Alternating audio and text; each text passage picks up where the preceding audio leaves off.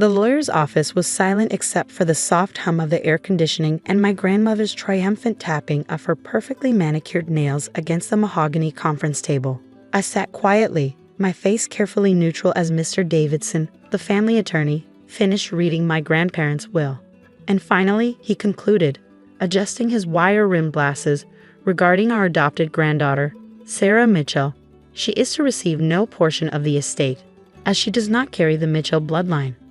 My name is Sarah Mitchell, and at 28 years old, I was being erased from my family's legacy because I committed the unforgivable sin of being adopted. It's nothing personal, dear, my grandmother Margaret said, though her smile suggested otherwise. But the Mitchell fortune needs to stay within the true family line. Across the table, my cousins James and Rebecca barely contained their glee. The $40 million estate would now be split primarily between them, with some smaller portions going to various other blood relatives. I understand, I said quietly, gathering my things. Is there anything else, Mr. Davidson? The elderly lawyer shook his head, looking uncomfortable. He'd known me since I was a child, had watched my parents raise me as their own after adopting me at birth.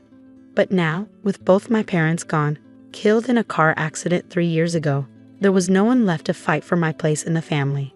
As I stood to leave, my grandmother's voice stopped me. Oh, and Sarah, we'll need you to vacate the guest house by the end of the month. It's Mitchell property after all. I turned back slowly, meeting her cold blue eyes. Of course, I wouldn't want to impose on the true family line. The guest house had been my home for the past year, ever since I'd returned to help care for my grandfather during his final months. Not that my grandmother had allowed me much contact with him. She'd made sure to limit my visits, claiming he was too tired or too medicated to see me. What my grandmother didn't know was that my grandfather had managed to slip me something during one of my few allowed visits, a key and a hastily scribbled note with an address. I hadn't understood its significance at the time, but now, walking out of the lawyer's office into the bright Texas sunlight, I pulled the crumpled paper from my purse. The address led to a storage facility on the outskirts of Houston. Below it, in my grandfather's shaky handwriting, "Your mother left this for you. The real story is inside." My mother, my birth mother. I'd never known her name. My adoption had been closed, all records sealed at her request. My parents had only told me that she was young, unmarried, and wanted to give me my best chance at life. I drove to the storage facility in a daze, my grandmother's words echoing in my head. Not really part of this family. The same words she'd been using against me since my parents' death, slowly poisoning the rest of the family against me. The storage facility was old, family-owned, far from the sleek modern units that dotted Houston's suburbs. An elderly man sat behind the counter, reading a worn paperback. "Can I help you?" he asked as I approached. I showed him the key and address. "I'm trying to find this unit. It would have been rented by someone, probably about 28 years ago." He adjusted his glasses, examining the key. "Ah, Unit 247. Paid up for 30 years in advance. You must be the daughter." I felt my heart skip. "You remember?" He nodded slowly. "Hard to forget. Young woman, couldn't have been more than 20. Paid cash for 3 decades of storage. Said her daughter would come one day with the key. That'd be you, I reckon?" "Yes," I whispered. "That's me." Unit 247 was at the back of the facility, away from the newer units. The key turned smoothly in the lock, despite its age. Inside, the space was small but meticulously organized. Boxes lined the walls, each carefully labeled in neat handwriting. The first box I opened contained papers, hundreds of them. Letters, documents, photographs.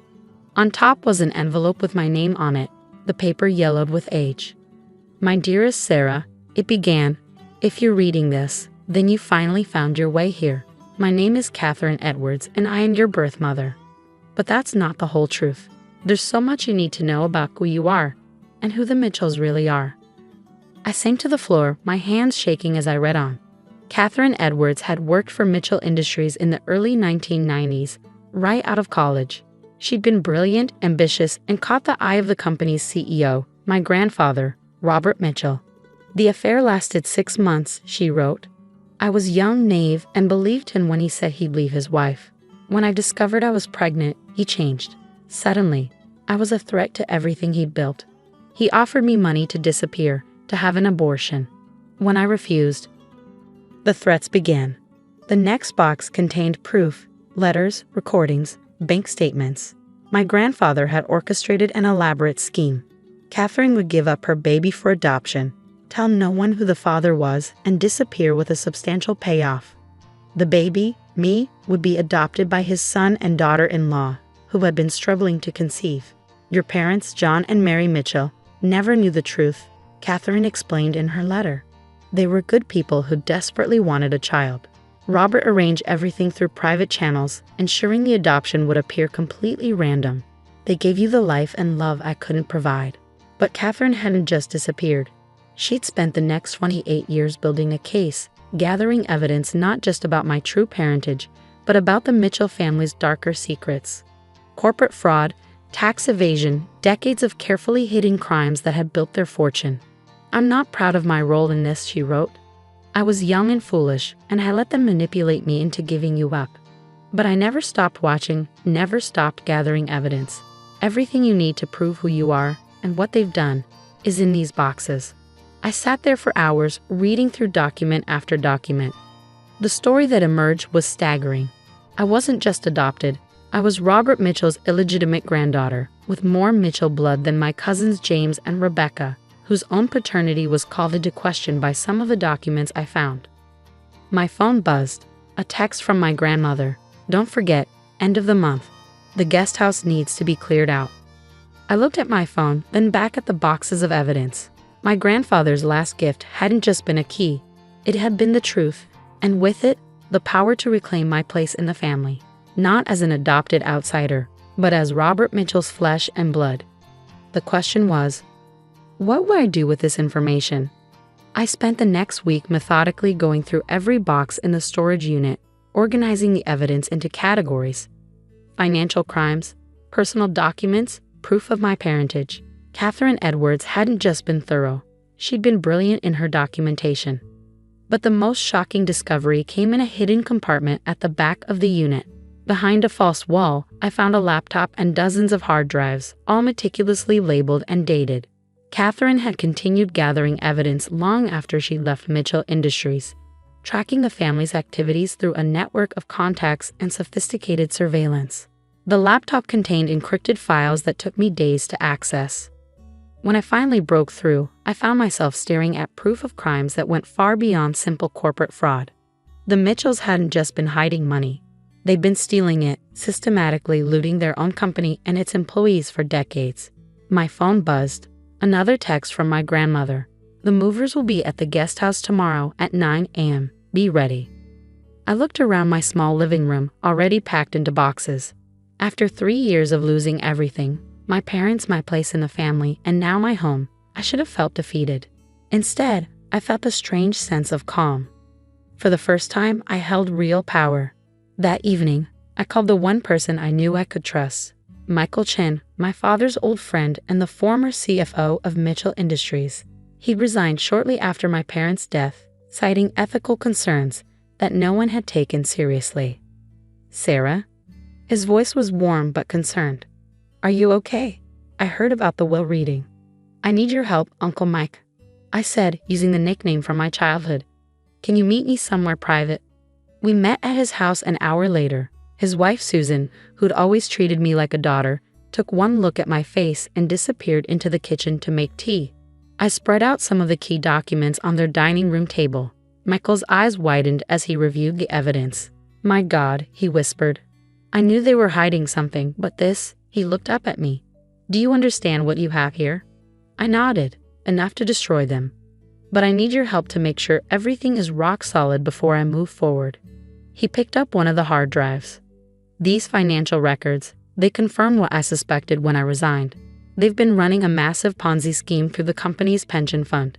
Thousands of employees could lose everything if it collapses, which is exactly why we need to expose it now, I said firmly, before more people get hurt. Over the next few days, Michael helped me organize and verify the evidence. We brought in a forensic accountant he trusted and a lawyer specializing in corporate fraud. Everything had to be perfect. The Mitchells wouldn't go down without a fight. Meanwhile, I moved out of the guest house as ordered, finding a small apartment nearby. My grandmother sent a triumphant email to the entire family announcing that the adopted outsider had finally been removed from Mitchell property. What she didn't know was that I spent my days in meetings with federal prosecutors, SEC investigators, and journalists, carefully building a case that would expose decades of Mitchell family crimes. The encrypted files on Catherine's laptop revealed an elaborate network of shell companies, offshore accounts, and fraudulent transactions. My grandparents hadn't just been protecting the Mitchell bloodline. They'd been protecting an empire built on theft and deception. One afternoon, as I was reviewing more documents with Michael, my cousin James unexpectedly showed up at his house.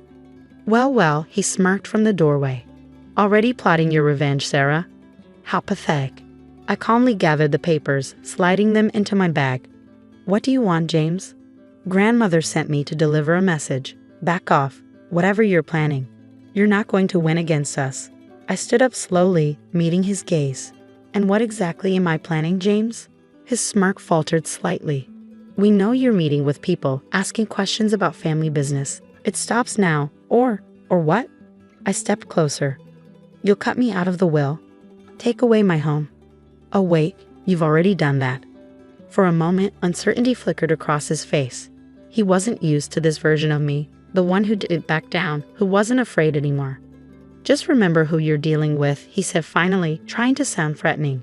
The Mitchells have ways of handling problems. After he left, Michael turned to me with concern. They're getting nervous. We need to move faster. He was right. That evening, I received an encrypted email from one of Catherine's old contacts at Mitchell Industries. The company was preparing to announce massive layoffs, a move designed to cover up the missing pension funds before anyone discovered the truth.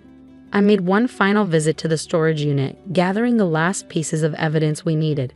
As I locked up, the elderly manager approached me. Your mother left something else for you, he said, holding out an envelope. Asked me to give it to you once you'd had time to go through everything else. Inside was a single photograph.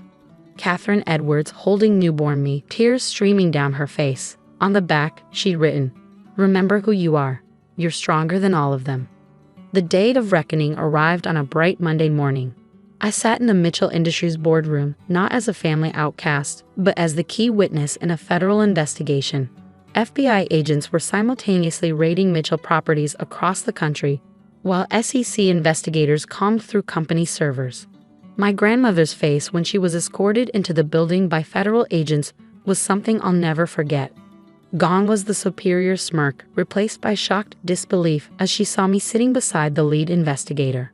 "What is the meaning of this?" she demanded, her voice shaking. "Sarah, what have you done?"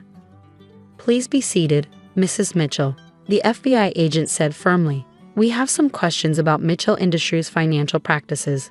James and Rebecca were brought in next, followed by other family members and executives. Each looked more stunned than the last to see me there.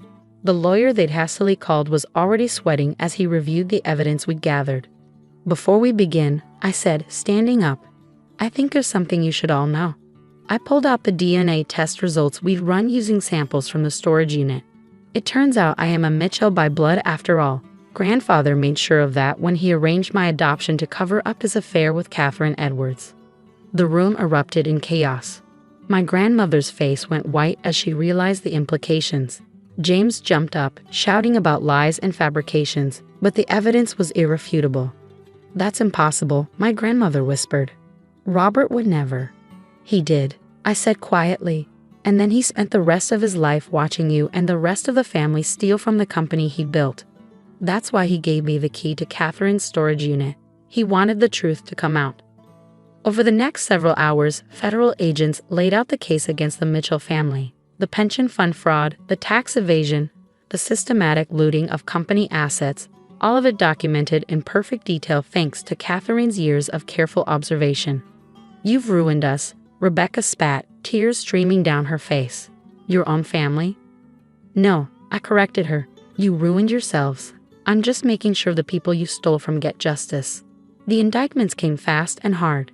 15 family members and executives were charged with various financial crimes. The company's stock plummeted as the news broke, but I was ready for that too. Working with Michael and a team of ethical investors, we prepared a restructuring plan to save the company and protect its employees. The pension funds would be restored through the seizure of the family's hidden assets, and a new management team would take over. My grandmother and several others took plea deals to avoid longer sentences. James and Rebecca fought the charges but were ultimately convicted. The Mitchell family empire, built on lies and theft, crumbled in a matter of weeks. As for me, a judge ruled that as Robert Mitchell's biological granddaughter and the whistleblower who exposed the fraud, I was entitled to a significant portion of the recovered assets. But I didn't want their money. Instead, I established a foundation to help the employees who'd been hurt by the family's crimes.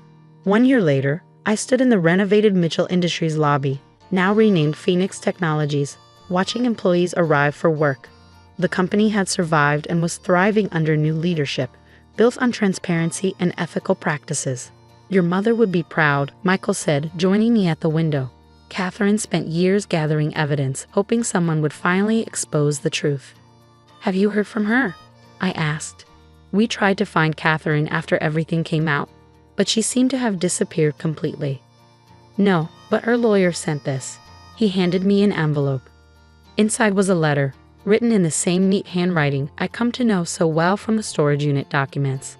"My dearest Sarah," it began, "by now you know the whole truth. I'm sorry I couldn't be there to help you through this, but you needed to find your own strength to fight this battle your own way. I've spent the last 28 years making sure you would have the weapons you needed when the time came. I'll never forgive myself for giving you up, but watching you from afar, seeing the woman you've become, I know I made the right choice in leaving you those files. You've done what I never could, brought justice to a family that thought they were above the law. I'm getting older now, and my work is done. Know that I love you, and I'm so proud of the way you've handled everything. You took down an empire not for revenge, but for justice. You're everything I hoped you would be and more. Your mother, Catherine." I folded the letter carefully, thinking about the long road that had led to this moment. The Mitchells had thought they could erase me, deny my existence, and steal with impunity. Instead, they'd brought about their own downfall. That evening, I visited the storage unit one last time. The elderly manager was still there, tending to his beloved facility. "Closing it out?" he asked as I turned in the key. "Yes," I smiled. "The truth is finally out. Thanks for keeping it safe all these years." He nodded sagely. "Your mother knew you'd come eventually. Said you had the look of someone who'd fight for what's right." As I drove home, I thought about family, not the one that had rejected me, but the one I'd built. Michael and Susan, who'd stood by me, the employees who'd trusted me to make things right, and Catherine, the mother I'd never known but who'd given me the tools to find justice. My phone buzzed. A text from Michael. "Board meeting tomorrow. Ready to keep changing the world?" I smiled, typing back a response. The Mitchells had thought blood was everything, that only their narrow definition of family mattered. They'd never understood that true legacy isn't about money or names. It's about doing what's right, no matter the cost. And in the end, the adopted daughter they tried to erase had become the one to save everything they'd nearly destroyed.